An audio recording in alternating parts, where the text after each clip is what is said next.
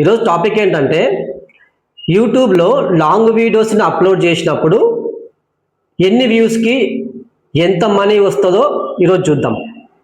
ఇప్పుడు చాలామంది చాలా రకాలుగా యూట్యూబ్ ఛానల్స్ అనేది క్రియేట్ చేసుకుంటారు బేస్డ్ ఆన్ దేర్ చాయిస్. అంటే వాళ్ళు ఏదో ఒక టాపిక్ సెలెక్ట్ చేసుకొని ఆ టాపిక్ రిలేటెడ్ వీడియోస్ని క్రియేట్ చేసి అవి షార్ట్ వీడియోస్ అయినా సరే లాంగ్ వీడియోస్ అయినా సరే యూట్యూబ్లో కేటగిరీ వైజ్గా అప్లోడ్ చేస్తుంటారు. సో ఈరోజు మన కంటెంట్ ఏంటంటే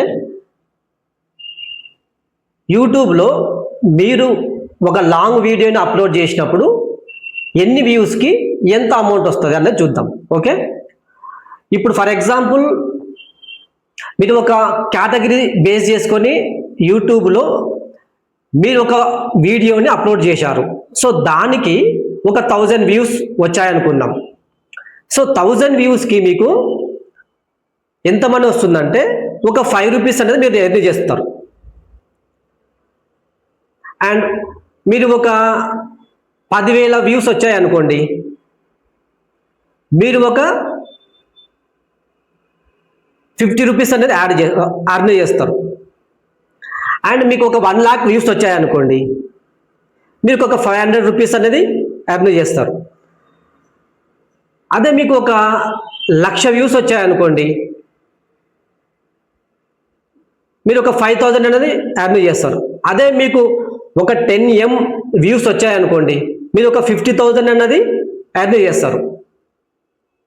ఓకే, ఇక్కడ ఈ కాన్సెప్ట్ ఏంటంటే ఇప్పుడు మీకు వచ్చిన ప్రతి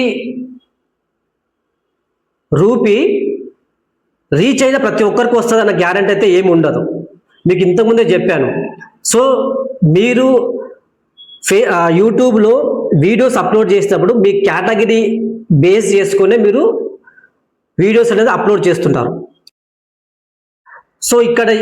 సో ఇక్కడ ఏంటంటే మీరు యూట్యూబ్లో అప్లోడ్ చేస్తున్న కేటగిరీని బట్టి మీకు ఇక్కడ అమౌంట్ అన్నది పెరగొచ్చు, తగ్గొచ్చు.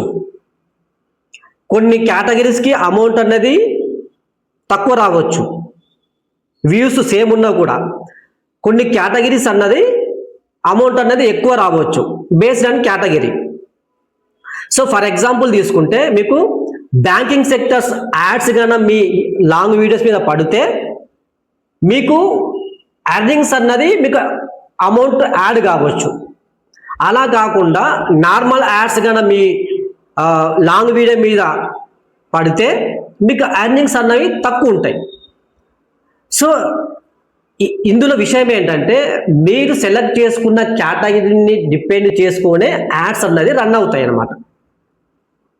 ఓకే, అండ్ సో దీన్ని మనం ఎలా తీసుకోవాలంటే ఫర్ ఎగ్జాంపుల్ లాంగ్ వీడియోని మీరు అప్లోడ్ చేసేటప్పుడు మీరు ఒక వీడియోని ఎడిట్ చేసి అడిగి పెట్టుకొని సో దాన్ని ఏ టైంకి అప్లోడ్ చేయాలి అన్నది మీరు ఫస్ట్ అనాలిటిక్స్కి వెళ్ళి చెక్ చేసుకోవాలి.